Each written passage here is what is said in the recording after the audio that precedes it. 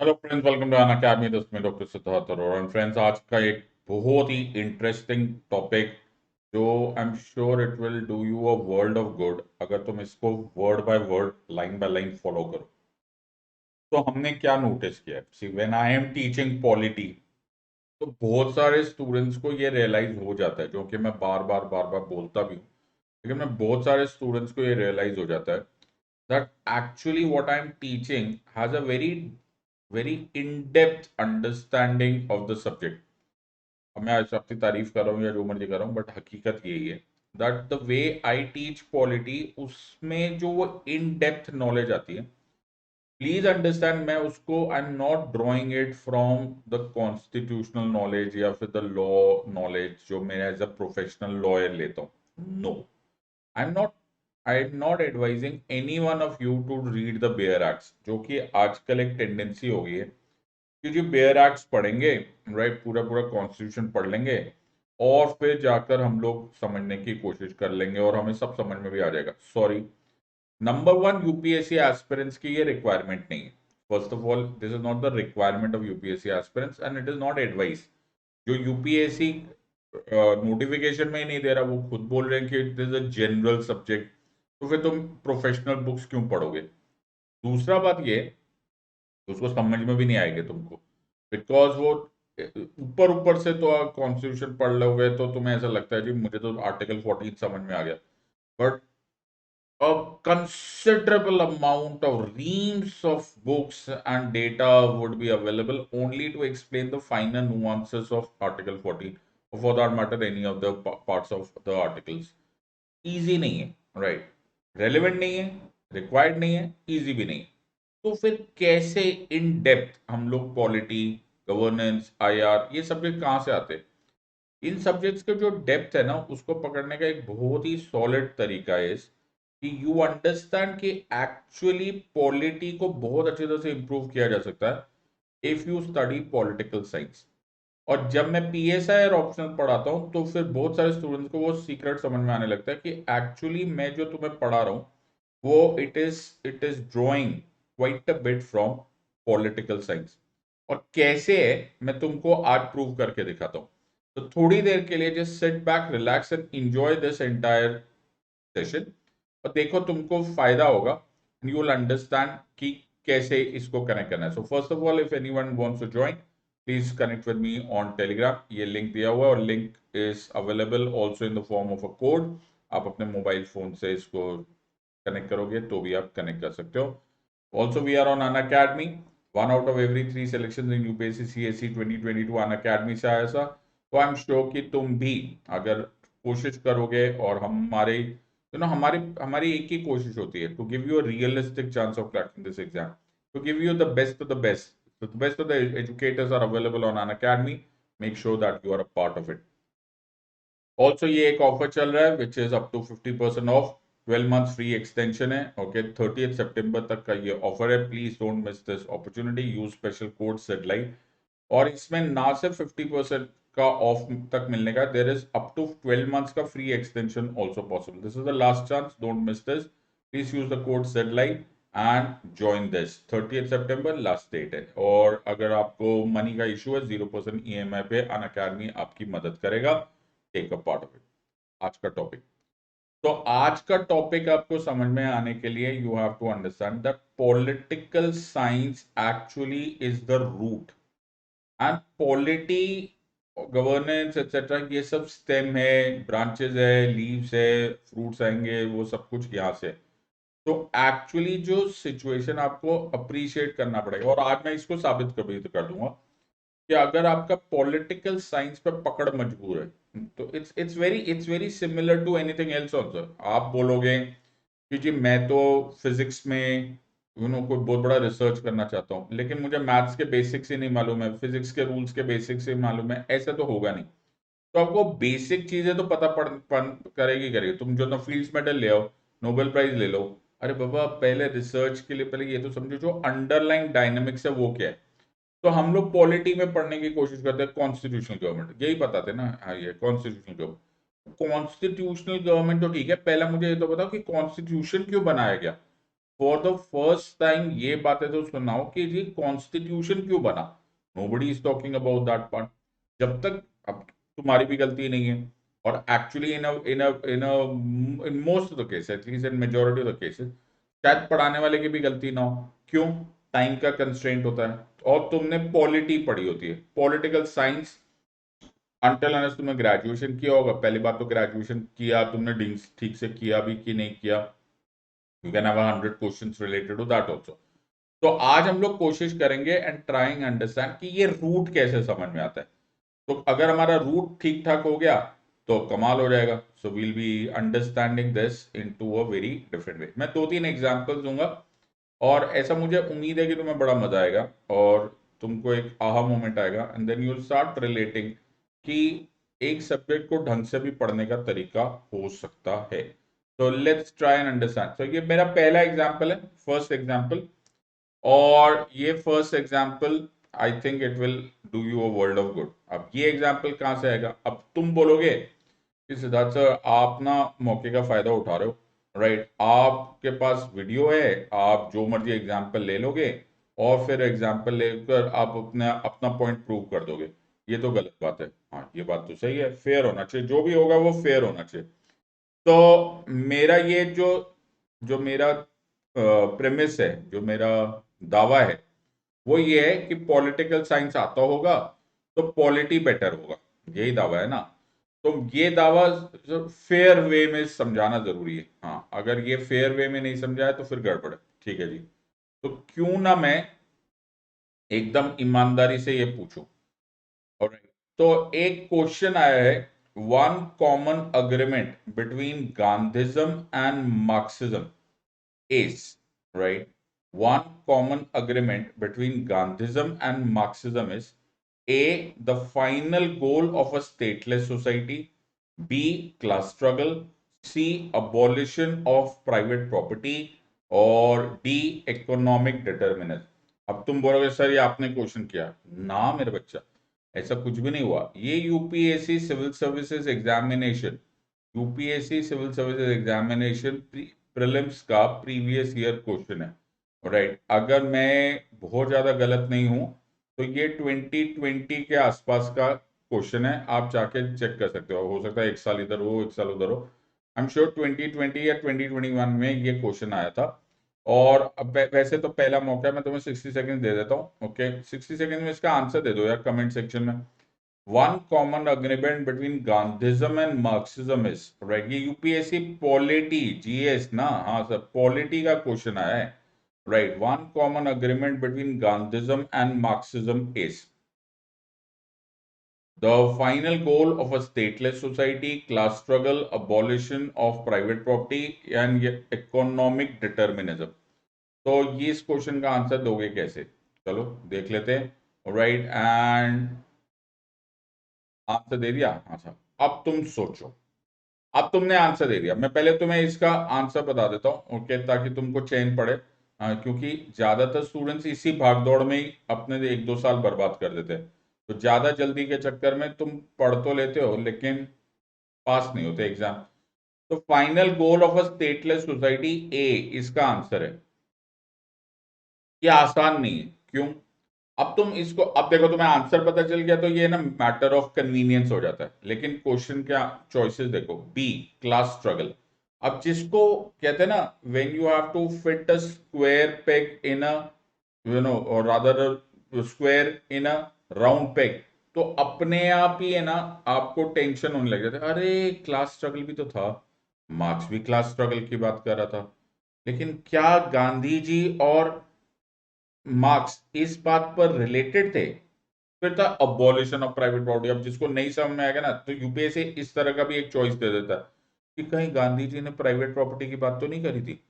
And finally is economic determinism, जो कि किसी को पता हो या ना हो, लेकिन वो जरूर कुछ ना कुछ एंगल करने की कोशिश करेगा बिना ये जाने कि इकोनॉमिक डिटर्मिनिज्म होता ही क्या है। तो यू गो एब्सोल्यूटली ब्लाइंड, कहते हैं ना अंधेरे में तीर चलाने वाली बात हो जाती है, और इस तरह से आंसर पता नहीं क्या होता है। अब इसको एक पॉलिटिकल साइंस का स्टूडेंट कैसे करेगा? ओके, तो पॉलिटिकल साइंस में जब मैं पढ़ाता हूं तो steps in communist revolution of marks पढ़ाया जाता है। अब ध्यान से सुनना कि कम्युनिस्ट रेवोल्यूशन मार्क्स के अनुसार कैसे हुआ। तो मार्क्स क्या बोलता था, ध्यान से सुनना हर चीज। अब थोड़ी देर के लिए ना ये सोच भूल जाओ कि पॉलिटी पढ़ रहे हैं, अब सोचो कि सिर्फ पॉलिटिकल साइंस पर एक एक शॉर्ट डिस्कशन हो रही है, जो मर्जी, ओके व्हाटएवर, सिलेबस सिलेबस को छोड़ो, टेंशन वेंशन मत लो, आराम से समझो। तो कार्ल मार्क्स क्या बोलता था, कार्ल मार्क्स का जो कॉन्टेक्स्ट था वो था हिस्टोरिकल मटेरियलिज्म। तो इसका कॉन्सेप्ट, इसको ऐसे एक बार, और मेरी बात ना कुछ भी मानो ना, तो आधा घंटा अपनी जिंदगी का मुझे दे दो और जिस समझ में आए ना आए थोड़ा सा अप्लाई करो। ओके, एक्चुअली आदत बिगड़ गई है। क्या हो गया ना, सोशल मीडिया के जमाने में 60 सेकंड से ज्यादा है ना ध्यान देने की थोड़ी से वो रिवायत ही खत्म हो गई। यहाँ मूड ही नहीं होता, नहीं सर नहीं पढ़ना तो नहीं पढ़ना। तो उसकी वजह से सिचुएशन थोड़ी सी ड्रास्टिकली खराब हो जाती है, बट ऐसा होना नहीं चाहिए, राइट। सो थोड़ी देर, आधा घंटा, ज्यादा नहीं, आधा पौना घंटे में हम लोग बहुत अच्छे अच्छे एग्जाम्पल से समझ जाएंगे।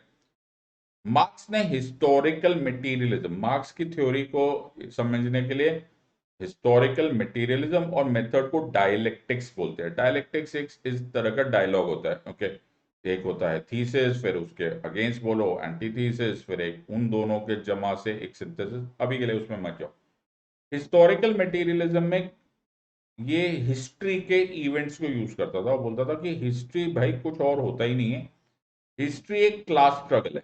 ओके, पूरी की पूरी हिस्ट्री में क्लास स्ट्रगल चलती आ रही है, राइट। एक्सेप्ट वो जमाना जब जंगल में रहते थे, केवमैन थे, हंटर गैदरर्स थे, तब तो किसी के पास सरप्लस होता ही नहीं था। क्या नहीं होता था?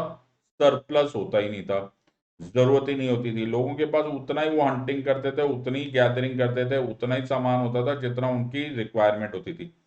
सरप्लस होता ही नहीं था। फिर धीरे धीरे धीरे धीरे धीरे धीरे धीरे धीरे बहुत सारे बहुत सारा सरप्लस आने लग गया, पहले लॉर्ड्स के पास, और फिर जब तक इंडस्ट्रियलिस्ट के पास आया, ओहो, इंडस्ट्रियल रेवोल्यूशन आया, इतना सरप्लस हुआ, लोगों ने इतना प्रॉफिट मांगना स्टार्ट कर दिया कि उस प्रॉफिट की वजह से दो कैटेगरी बन गई। एक बन गई हैव्स, एक बन गई हैव नॉट्स।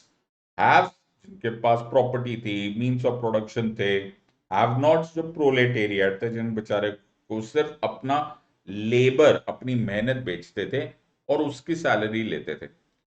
ये क्लास स्ट्रगल चलते हुए आई है, ये क्लास स्ट्रगल चलते हुए आई है, और एक दिन ये क्लास स्ट्रगल बंद करनी चाहिए।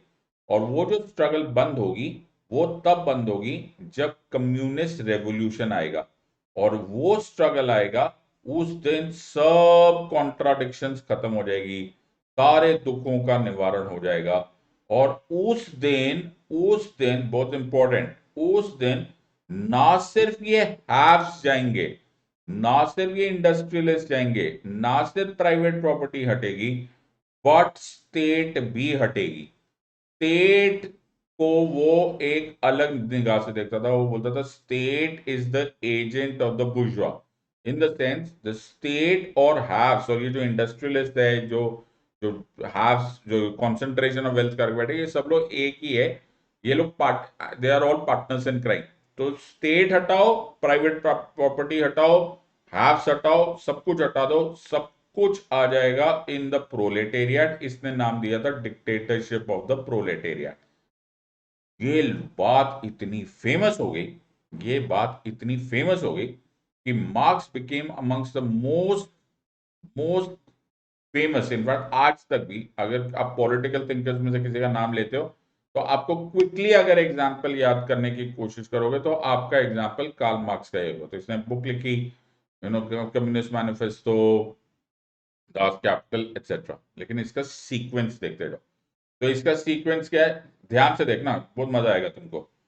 सबसे पहले देखो सीक्वेंस बता रहे, बताओ, इतनी भी बात है कि द सीक्वेंस, इससे पहले एक सोशलिस्ट रेवोल्यूशन आएगा, कैपिटलिज्म को हटा दिया जाएगा। ठीक है, अभी इसको डिटेल में नहीं जा सकते, राइट। कैपिटलिज्म को हटा दिया जाएगा, फिर डिक्टेटरशिप ऑफ द प्रोलेटेरिएट हो जाए। ओके, सो ये एक ट्रांजिशनल फेज होगा। ओके, जो स्टेट की पावर होगी वर्कर्स के पास आ जाएगी। फिर इकोनॉमी रिस्ट्रक्चर हो गई और वर्किंग क्लास ने इकोनॉमी में प्राइवेट ओनरशिप को हटा दिया। बहुत बढ़िया। तो धीरे धीरे हम लोग कम्युनिज्म की तरफ जाएंगे और सारे का सारा ना नीड की जरूरत ही, कोई नीड ही नहीं है जी स्टेट की, क्या करनी है, स्टेट हटाओ, सारी प्राइवेट प्रॉपर्टी हट गई। वेरी गुड, क्लास स्ट्रगल खत्म हो गया, दैट्स इट। और एक ऐसी दुनिया बनेगी जो क्लासलेस एंड स्टेटलेस होगी। अगर तुम मेरे जगह पे बैठे हो और मैंने तुम्हें पढ़ाया हो, या अगर मैं तुम्हारी जगह होता तो मैं ये वर्ड लिख लेता, there would be a classless and stateless society. अब देखो, मैंने तुम्हें ये पढ़ाने में मुझे 10 मिनट भी नहीं लगे होंगे। ओके, मैंने तुम्हें ये पढ़ा दिया, इससे क्या क्या समझ में आ गया, तो इससे मुझे समझ में क्या क्या आ गया, लेट्स अंडरस्टैंड दिस। ओके, तो पॉलिटिकल साइंस का एक छोटा सा चैप्टर चल रहा है, बताओ। ओके, तो इससे मेरे को समझ में क्या हो गया, मुझे समझ में ये आ गया कि मार्क्स के बारे में क्या क्या पता चल गया। मार्क्स ना हर चीज ना इकोनॉमी के बेसिस पे बता रहा था। क्या बता रहा था, इकोनॉमी के बेसिस पे बता था। दुनिया में कोई भी दुख हो रहा है पहले से क्लास स्ट्रगल है, क्यों हो रहा है भाई, भाई इकोनॉमी की वजह से हुआ, एक के पास था एक के पास नहीं था, एक हैव्स है एक हैव नॉट है। तो वो जो इकोनॉमिक स्ट्रगल है ना, उसी के बेसिस पे सब कुछ ये समझा रहा था। इसको बोलते हैं इकोनॉमिक डिटर्मिनिज्म। तो ये हर चीज ना इसी के बेसिस पे बोल रहा था, economy is the sub structure. अभी इसको हम डिटेल में नहीं कर सकते, तो बोलते हैं जैसे बिल्डिंग होती है ना, उसको बिल्डिंग में ऊपर जो मर्जी दिख रहा हो, लेकिन उसका जो फाउंडेशन है वो मैटर करता है ना, कि उस बिल्डिंग का क्या स्ट्रक्चर बनने वाला है।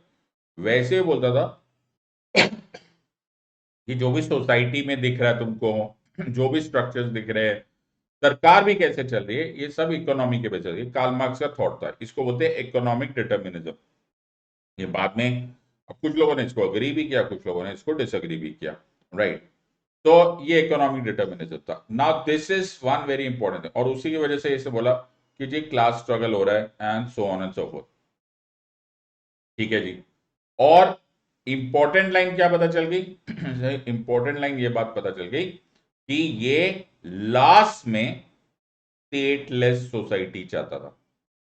लेकिन यहां एक प्रॉब्लम है, स्टेटलेस सोसाइटी तो ये चाहता था भाई साहब, लेकिन ये जो स्टेटलेस सोसाइटी थे, ये he wanted through a revolution.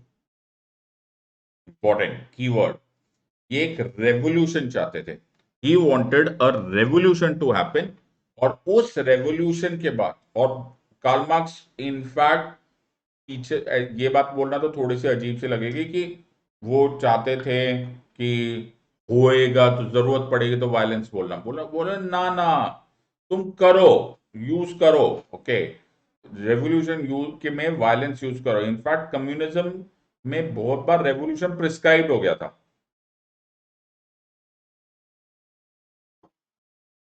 तो रेवोल्यूशन में वायलेंस अलाउड है।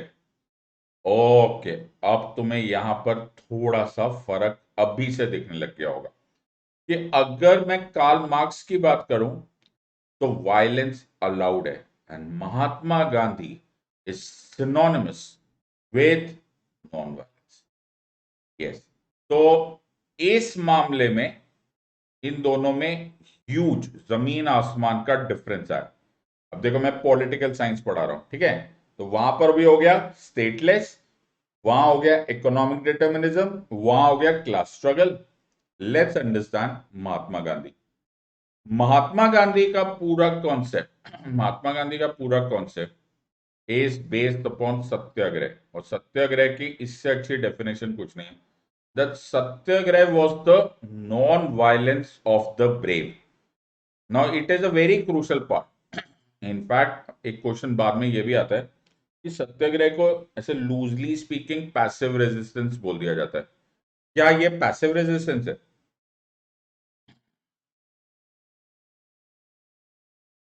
तो एक्चुअली इसको डिटरमाइन बहुत बाद में किया गया कि ऐसे जरूरी नहीं है। Satyagraha is the non violence of the brave. It is किसी भी हाल में जो मर्जी कर लो, क्योंकि सत्याग्रही ने इटर्नल ट्रुथ देख लिया है, उसने वो सत्य देख लिया है, इज अंडरस्टूड, तो उसमें इतना काम कॉन्फिडेंस आ जाता है कि वो दुनिया के किसी भी स्ट्रगल को सह लेगा, वो कितनी भी पीड़ा सह लेगा, वो कितनी भी वायलेंस भी सह लेगा, उसको जेल में डाल देगा, लेकिन he will never resort to violence. तो he will never resort to violence, ये बड़ा इंपॉर्टेंट है। पैसिव रेजिस्टेंस को अगर हम लोग इसको समझेंगे तो उसमें बोलते हैं कि at a certain extent violence is allowed, यहां पर बिल्कुल अलाउड नहीं। सो सत्याग्रह is a relentless search for truth and a determination to reach truth. ये political science है. It is a force that works silently and apparently slowly. There is no force which is stronger or swifter as compared to this. It implies the exercise of the purest soul force against all injustice, oppression, and exploitation. ये truth pressure है, denotes the operation of the soul और spirit suffering, confidence, self purification, trust, etcetera etcetera. तो सत्याग्रह पढ़ा। अब तुम्हारे मन में आएगा सर आप सत्याग्रह क्यों पढ़ा रहे हो? अरे रुको, मार्क्स को याद रखना वहां पे, ठीक है। और अब महात्मा गांधी ने क्या सजेस्ट किया कि कैसे चेंज आएगी, दुनिया बदलेगी कैसे? जो जुर्म कर रहा है, जो इलीगल है, जो इनजस्टिस कर रहा है, क्लासिकल एग्जांपल यहाँ पे ब्रिटिशर्स की बात हो रही है, but not necessarily only Britishers की, बट उनको कैसे हराया जाए? तो गांधी जी ने बोला सबसे पहला स्टेप है कि उनसे नेगोशिएट करने की कोशिश की जाए, उनसे बात की जाए, डिस्कशन हो जाए।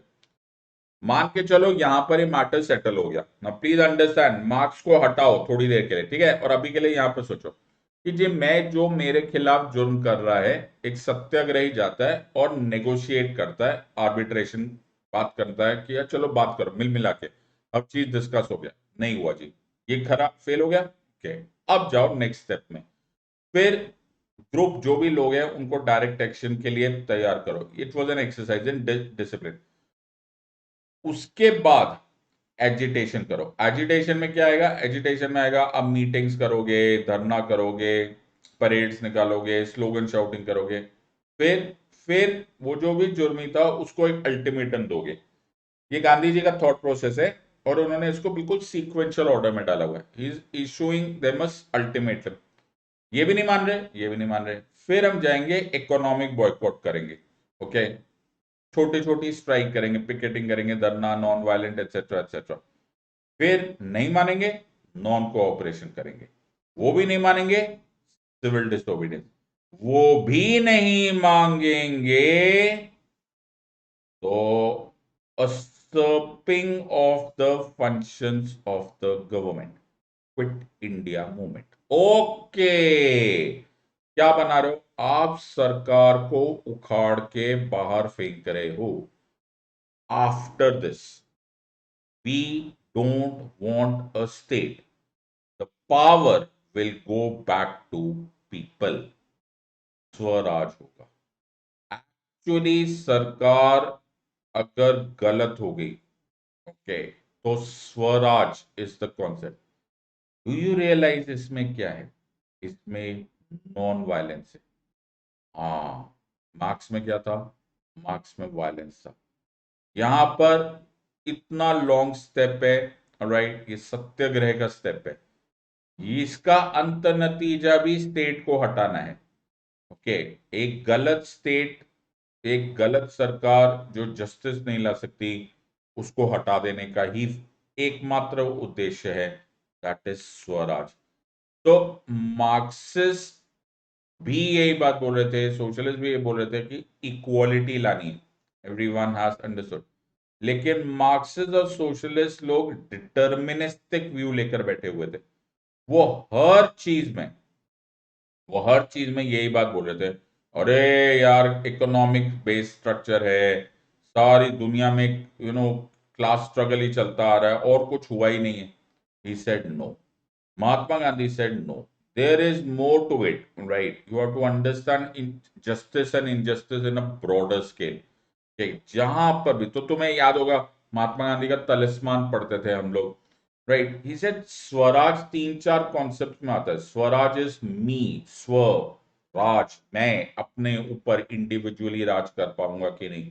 Swaraj is also in the context of the national international regime, कि क्या मैं एक सॉवरेन कंट्री बनूंगा कि नहीं। Swaraj is also in the terms of local government, जिसके बेसिस पे हमारी लोकल गवर्नमेंट स्ट्रक्चर बना, क्या मैं उसको ये बात मानूंगा या नहीं। So we are wanting an egalitarian society, we want an equal based society, but तुम्हारी तरह हम डिटर्मिनिस्टिक व्यू लेकर नहीं बैठे होंगे।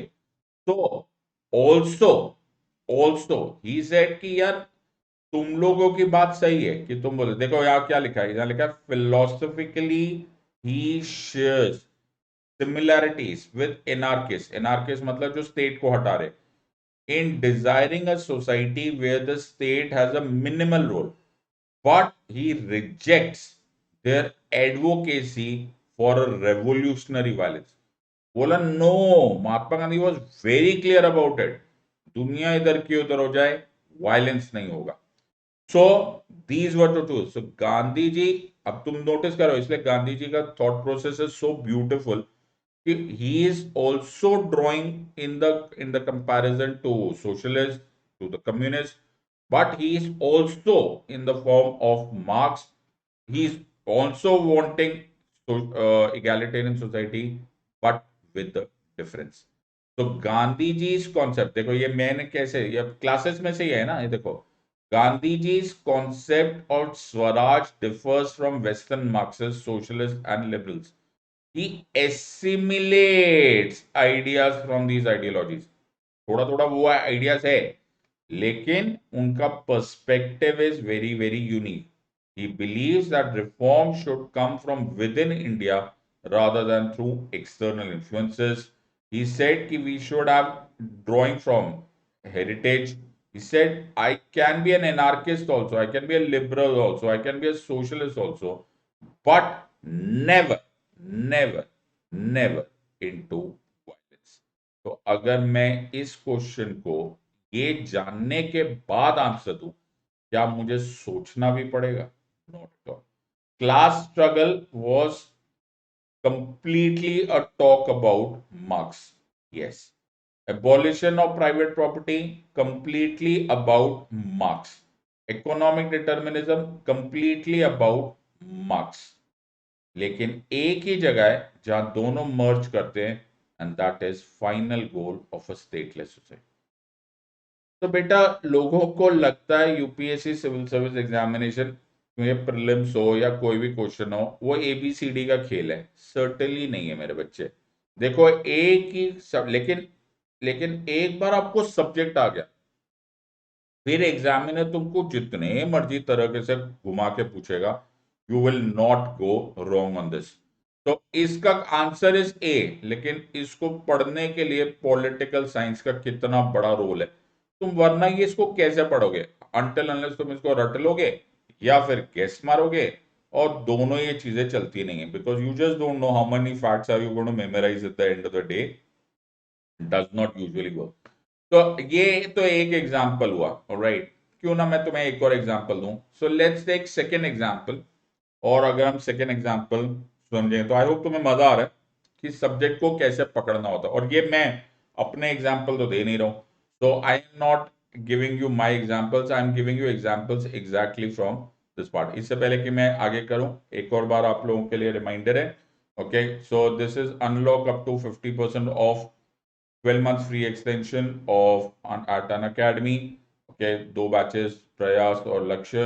Okay, and please use the code said live. इसमें 50% ऑफ भी है और एक्सटेंशन का भी पॉसिबिलिटी है। 12 महीने पर 3 महीने का कोर्स फ्री मिलेगा, 18 मंथ पे 4 मंथ, 24 मंथ पे 6 मंथ और 36 मंथ पे 12 मंथ फ्री होगा। तो लेट्स सी एक और क्वेश्चन, तो एक और क्वेश्चन करते हैं, देखते हैं क्या पता तुम्हें इससे भी फायदा हो जाए। तो पे क्लोज अटेंशन, ओके, और let's see if you enjoy. Question है इन द अब देखो पूछा हुआ है, okay, कितने अच्छी तरह से क्वेश्चन डाला हुआ है ये, और लोगों ने इसको लाइटली लिया इसलिए भारी पड़ जाता है। इन the context of polity, which one of the following would you accept as the most appropriate definition of liberty? A. Protection against the tyranny of political rulers. B. Absence of restraints. C. Opportunity to do whatever one likes. And D. Opportunity to develop oneself fully. सोच समझ के answer दो। 60 second में तुमको दे देता हूं। और अगर तुम्हें लग रहा है कि जी मैंने क्वेश्चन बना दिया, हाँ सर आप ही ने बनाया क्वेश्चन, अरे भाई मैंने नहीं बनाया, नहीं, अगर ये क्वेश्चन मैंने नहीं बनाया है तो ये क्वेश्चन कहां से आया? तो ये UPSC civil services examination, UPSC civil services examination prelims 2019 का, 2019 का ये क्वेश्चन पेपर है। तुम चाहे तो इसको सर्च कर लेना। ओके, तो मैं कोई भी एग्जाम्पल, मतलब वो कहते हैं ना कि मैं अपना एग्जाम्पल फिट करने की कोशिश कर रहा हूं, ऐसा मैं कुछ भी नहीं कर रहा हूं। I am just giving you an example on this part. So let's see if you are able to answer this. In the context of polity, which one of the following would you accept as the most appropriate definition of liberty? All right. तो समझ के answer दो, get ready. और इसका answer, रुको मैं पहले answer दे देता हूं। ओके, पहले मैं इसका आंसर दे देता हूं ताकि तुम्हें चैन तो आ जाए ना कि आंसर आ गया, क्योंकि ये आदत होते होते थोड़ा सा समय लग जाता है कि आंसर्स वगैरह तो अपने आप ही आ जाएंगे, लेकिन पहले समझ लेते। तो इसका answer is D, opportunity to develop oneself fully. इसका आंसर ये है। लेकिन अब थोड़ी देर के लिए ईमानदारी के लिए, you know, honesty as its own place, हाँ सर, थोड़ी देर के लिए इसको, सब्जेक्ट को, इस क्वेश्चन को ऐसे सोचो कि मैंने अभी तक तुम्हें आंसर नहीं पता है, number one. And number two, कि हम लोग एग्जामिनेशन हॉल में बैठे, राइट, और क्वेश्चन को आंसर देने की कोशिश कर रहे हैं। So in the context of polity, which one of the following would you accept as the most appropriate definition of liberty? तो पहला is protection against the tyranny of political rulers. अब एक मिनट के लिए प्लीज ईमानदारी के, मैंने बोला ना, the only thing that is in demand right now is that we be honest to one another. Okay, the only thing that is required at this stage is that we answer these questions with a sense of responsibility and then only we will learn. अगर हम लोग हमेशा यही बात बोले कि जी मैं हूं, मैंने बोल दिया इसलिए ठीक है, you are not going to learn anything. You will have, you, to be able to learn anything, you will have to understand the topic and then you have to be humble about it. तो protection against the tyranny. Okay, पहली बात तो बहुत सारे लोगों को ये tyranny होता है, टिरेनी फिर भी ऐसा बोल सकते हैं, something on the lines of dictatorship और something on the lines of you know unresponsible irresponsible use of power, तानाशाही और व्हाटएवर। तो ये लगता नहीं है तुमको क्या? हाँ सर, सोचो एग्जामिनेशन हॉल में बैठे हो, which one of the following would you accept as the most appropriate? हाँ हाँ, liberty, protection against the tyranny of political rulers, उसके बिना आएगा हमें लिबर्टी मिलेगी। एब्सेंस ऑफ रिस्ट्रेंट, सर ये तो पक्का ही सही है, राइट, ये तो पक्का है, रिस्ट्रेंट है ही नहीं इसलिए हमें लिबर्टी है। और अगर रिस्ट्रेंट नहीं होगा, कोई रोकने टोकने वाला नहीं होगा, तो opportunity to do whatever one likes, ये भी जरूर लिबर्टी हो सकता है। सर आप बिल्कुल गलत बोल रहे हो। और opportunity to develop oneself fully actually तुमको इन चारों चॉइसेस में से थोड़ा सा सबसे अलग लगता है। इसका रीजन ये कि तुम्हें फाउंडेशन नहीं मालूम। ये भी एक पॉलिटिकल साइंस की फाउंडेशन है एंड एक्चुअली ये जेएस मिल की थॉट प्रोसेस ऑन लिबर्टी है, जिसके बेसिस पे ये क्वेश्चन पूछा गया। तो जब हम पॉलिटिकल साइंस पढ़ते हैं तो मिल का कॉन्सेप्ट पढ़ते हैं ऑन लिबर्टी। सो पहले इसको आराम से, अब थोड़ी देर, अब तुम्हें आंसर तो मिल ही गया, अब तो कोई चिंता है नहीं, लेकिन अब समझो कि ये आंसर अगर तुम एग्जामिनेशन हॉल में बैठे हो, क्या तुम इतने कॉन्फिडेंस से ये आंसर दे पाओगे या नहीं दे पाओगे? So let me explain this in terms of political science. वैसे ये क्वेश्चन मैं in terms of supreme court judgements भी बता सकता हूँ, आर्टिकल 21 के बेसिस पे भी बता सकता हूँ, मनेका गांधी केस से भी बता सकता हूँ, फ्रांसिस कोराले म्यूलिन केस से भी बता सकता हूँ, राइट टू प्राइवेसी के जजमेंट से भी पढ़ा सकता हूँ। लेकिन आज का मकसद ये नहीं है, आज का मकसद ये है कि क्या हम पॉलिटिकल साइंस से समझ सकते हैं। तो let's understand mill on liberty और वी विल कोट हिम पहले। He says the sole end for which mankind are warranted individually or collectively in interfering with the liberty of action of any of their number is self-protection. The only purpose for which power can be rightfully exercised in excess of any member of the civilized society against his will is to prevent harm to the others. His own good, either physical or moral, is not a sufficient warrant. अब तुमको ये वाली चीजें जो समझ में आया होगा, वो कॉन्सेप्ट आया in the terms of harm principal. तो अगर तुमने एनसीईआरटी खोल के देखी, एक्चुअली एनसीईआरटी में है, ओके, तो एनसीईआरटी में हार्म प्रिंसिपल एक्सप्लेन किया हुआ है. बहुत सारे लोग एनसीईआरटी पढ़ते नहीं. This actually also can be drawn, you should also understand this in terms of कि ये भी एक वेकअप अलार्म होगा कि आप ना प्लीज इसको एनसीईआरटी जरूर पढ़ो. ओके, उसमें बहुत सारी चीजें एक्सप्लेन्ड होती है, you can really understand this. वो बात अलग है कि हमने स्कूल में इतने दुखी रूप से पढ़ा कि हमको उसको जिस्ट समझ में नहीं आया, लेकिन फिर भी पढ़ो. तो हार्म प्रिंसिपल, ये देखो उन्होंने ऑन लिबर्टी समझाया भी था. Let me explain this to you. तो मिल ने दो तरह के कॉन्सेप्ट समझाया. मिल ने बोला, अब देखो यहां पर क्या है, it centres on the absence of external constraints और इंटरफेरेंस. लेकिन ये ऐसा नहीं है. द कॉन्टेक्स्ट इज, उन्होंने हार्म प्रिंसिपल में क्या बोला. मिल बोलता है कि हार्म प्रिंसिपल के अनुसार, एक मिनट इसको समझो प्लीज, ठीक है. हार्म प्रिंसिपल के according there are two types of actions that we do. एक एक्शन को बोलते हैं, उनको बोलते हैं सेल्फ रिगार्डिंग एक्शंस. एक वो एक्शंस होते हैं जिनको हम बोलते हैं सेल्फ रिगार्डिंग एक्शंस, और एक एक्शंस होते हैं जिनको बोलते हैं अदर्स रिगार्डिंग एक्शन. अभी इससे ज्यादा सिंपल लाइन में क्या होगा, ओके. तो बोला जी सेल्फ रिगार्डिंग एक्शंस वो एक्शंस होते हैं जो मैं ना अपने जिंदगी में, अपनी लाइफ में, मेरे लाइफ में मैं क्या करना चाहता हूं, क्या नहीं करना चाहता हूं, मैं क्या खाना चाहता हूं, मैं क्या कपड़े पहनना चाहता हूं. apparently saying कि it does not cause harm to others. ये वर्ड बार बार आ रहा था, ओके. अब हम इसको फिगरेटिवली ना लेकर, लिटरली ना लेकर, ये सोचो term in the terms of understanding of political science. तो ये लाइन, इसको को अगर तुम पढ़ पा रहे हो तो बहुत ही अच्छी लाइन है. It says your right to swing your arm leaves off where my right not to have my nose struck begins. क्या बोल रहे, बोले कि तुम ना हाथ घुमा लो. हाँ जी, ये तो मेरा सेल्फ रिगार्डिंग एक्शन है ना, मैं तो पंच मार सकता हूँ, हवा में मार रहा हूं मैं तो, इससे किसी को चोट तो नहीं लग रही है. बोला बिल्कुल सही बात है कि ये तुम्हारा सेल्फ रिगार्डिंग एक्शन कब तक है, जब तक मेरा नाक टच नहीं होता. How simple, right. इस अच्छा कि तब तक, जब तक तुम ऐसा हाथ घुमा रहे हो हवा में, कोई प्रॉब्लम नहीं. वहां तक ही तुम्हारा राइट है जहां तक मेरा नोज टच नहीं हो रहा. जैसे मुझे हार्म हो रहा है, जैसे मैं इन्फ्लुएंस हो रहा हूं, तो वो अदर्स रिगार्डिंग एक्शन हो जाता है.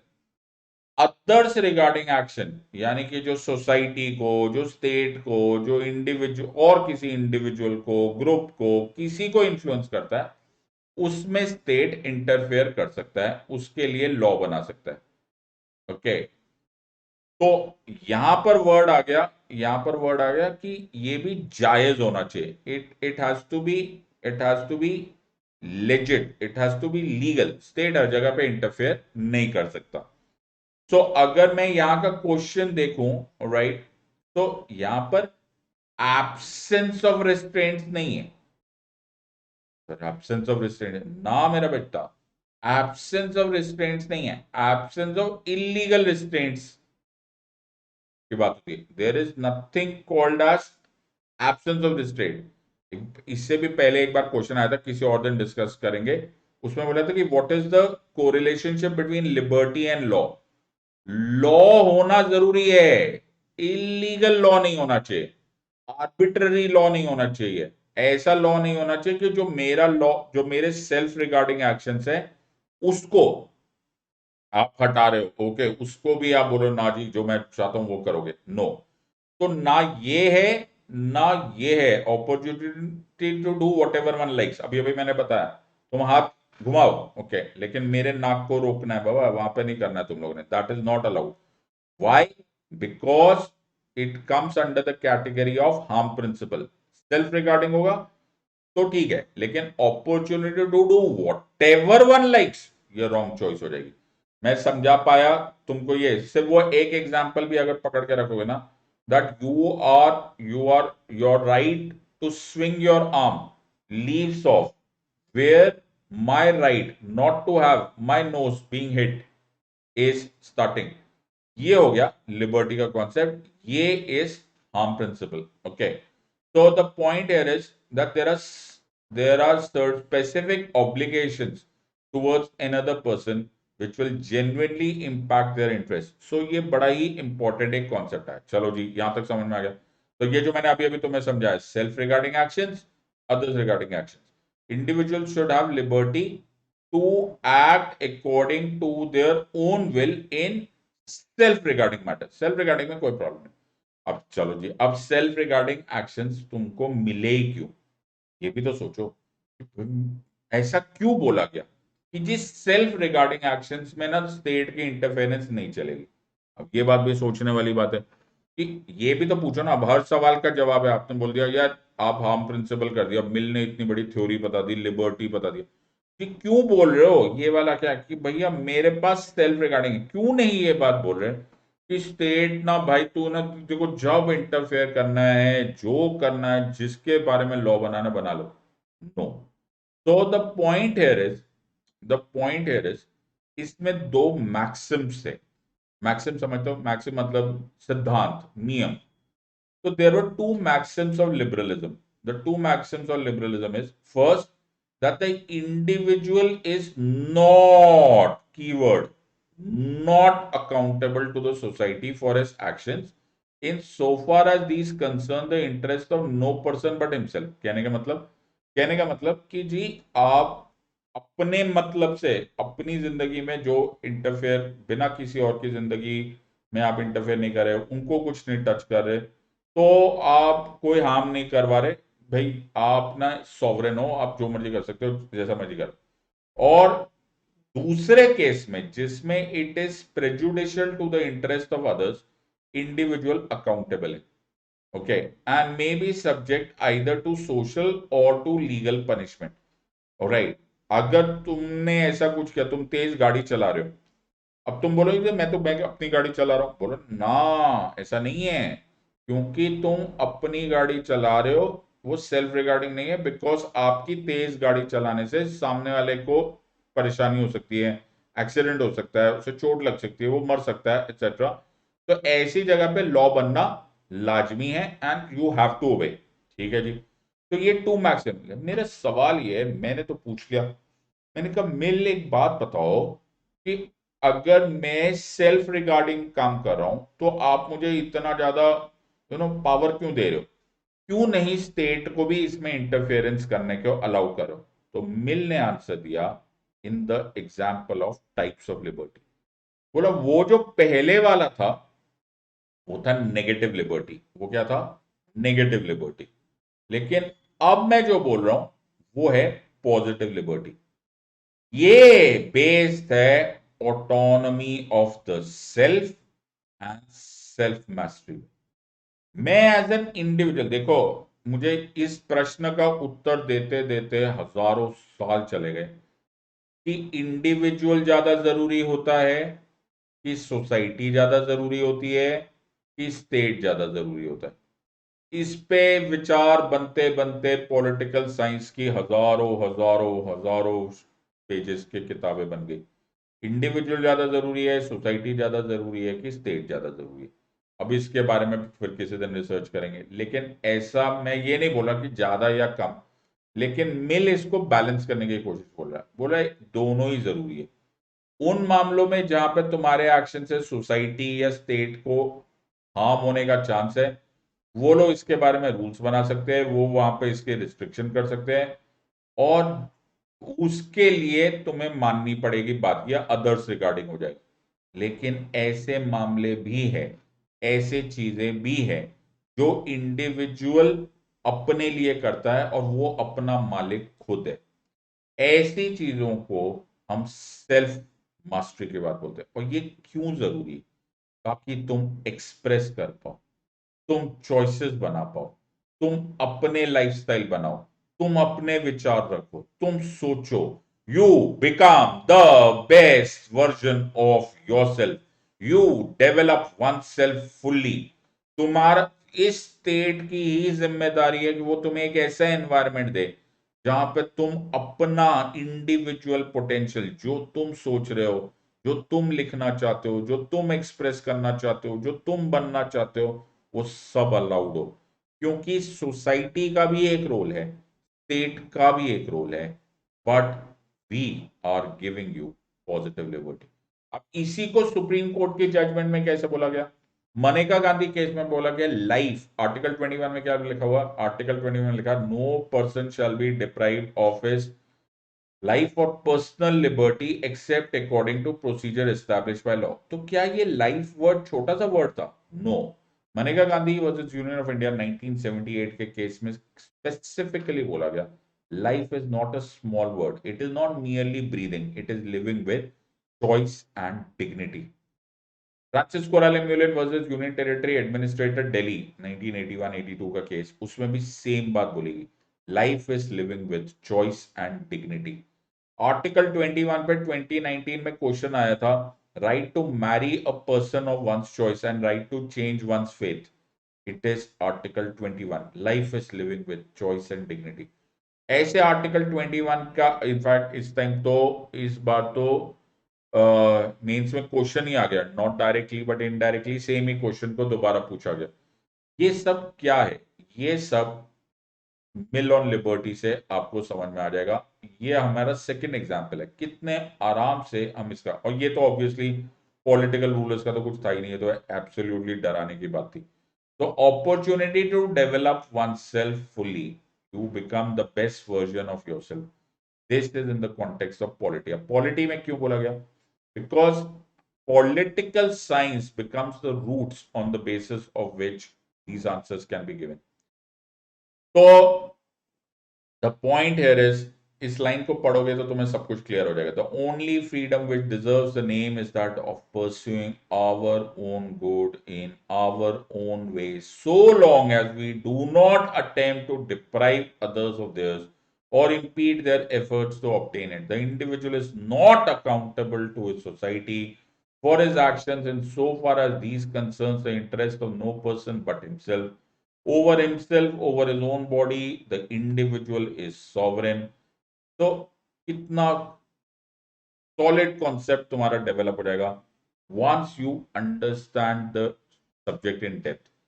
तो मैं अपना पॉइंट सब प्रूव करने के पॉइंट, आई होप मैं तुमको सेटिस्फाई कर पाया हूं कि once you understand the subject in that length, okay, तुमको सब कुछ समझ में आएगा। तुम्हें लगेगा अब I can go on and on, in fact पूरा पॉलिटी का रूट ही पॉलिटिकल साइंस है, you can understand that very easily and you will be able to get this picture. लेकिन एक मैं तुम सबको होमवर्क देना चाहता हूँ। तो I want to give you homework, मिल रहा है बताओ, यूट्यूब पे होमवर्क मिल रहा है, ऑलराइट। एक मैं होमवर्क देना चाहता हूँ तुम सब लोगों को, बिकॉज ये होमवर्क होते ही, राइट, ये होते ही तुम इसको सबूत के साथ पेश कर सकते हो। A constitutional government by definition is a government by the legislature, popular government, multi-party government और limited government। तो इस क्वेश्चन का आंसर क्या होगा? Number one, right. और कमेंट सेक्शन में मुझे डालो कि तुम इसको किस थिंकर या किस पॉलिटिकल साइंस के कॉन्सेप्ट के साथ कनेक्ट कर पाओगे। मेरी बात समझ में आ रही है? So let us do this homework, I hope you are going to enjoy this. और हिंट देने के लिए मैं तुम्हें यह बात बता देता हूं, ये हिंट है, मैं नाम नहीं लिया, कि जिनकी भी बात हो रही है, his views on property made him a bourgeois apologist, defender of privileges, ये यूएसए की पॉलिटिकल साइंस से रिलेटेड बहुत ज्यादा है, यूएसए के कॉन्स्टिट्यूशन से बड़ा ज्यादा इनका कनेक्शन है। I hope you are going to enjoy this, तुम्हें बड़ा मजा आएगा। अगर तुम देखो, मैं तो थिंकर का थॉट प्रोसेस दिया, लेकिन उसको कैसे एक्सप्लेन करोगे। आई hope you have enjoyed this, I hope तुम्हें समझ में आया कि अगर थोड़ी मेहनत की जाए, ढंग से पढ़ाया जाए, आई am sure you will be coming out with flying colours. और ये जो हवा बैठा हुआ ना कि हमें सब्जेक्ट कैसे समझ में आएगा, ये आना बंद हो जाएगा। तो आई hope you have enjoyed this. थोड़े से टाइम पीरियड में मैंने तुम्हारे दो तीन क्वेश्चन डिस्कस कर लिए हैं, और ये हमेशा लाइन याद रखना, polity is the stem, branches, leaves, but actually the root is political science. तो पॉलिटिकल साइंस से ही निकलता है सब कुछ। और मेक श्योर कि एक फाइनली जाते जाते आपको reminder, unlock up to 50% off, 50% off का एक बहुत ही सॉलिड ऑफर है, लेकिन ये 30 सितंबर तक ही अवेलेबल है। 12 मंथ्स फ्री एक्सटेंशन मिलेगा। Join our 2024 UPSC CSE batches, Prayas as well as Lakshya. Okay, इसको ज्वाइन करने के लिए आपको सेट लाइक कोड यूज करना है। 12 महीने का अगर आप कोर्स लोगे तो 3 महीने फ्री मिलेगा, 18 मंथ्स पे 4 मंथ्स फ्री मिलेगा, 24 मंथ का कोर्स लोगे तो 6 मंथ्स एक्स्ट्रा फ्री मिलेगा, और 36 मंथ के कोर्स में 12 मंथ्स फ्री मिलेगा। This is a great opportunity, right. और as I always tell you कि यूपीएससी सिविल सर्विस एग्जामिनेशन की प्रिपरेशन में एक फाइनेंशियल रियलिटी को हमेशा ध्यान में रखा करो, और once you keep on that, I am sure you will do very well. So आज का हमारा topic, right, I hope everyone has understood.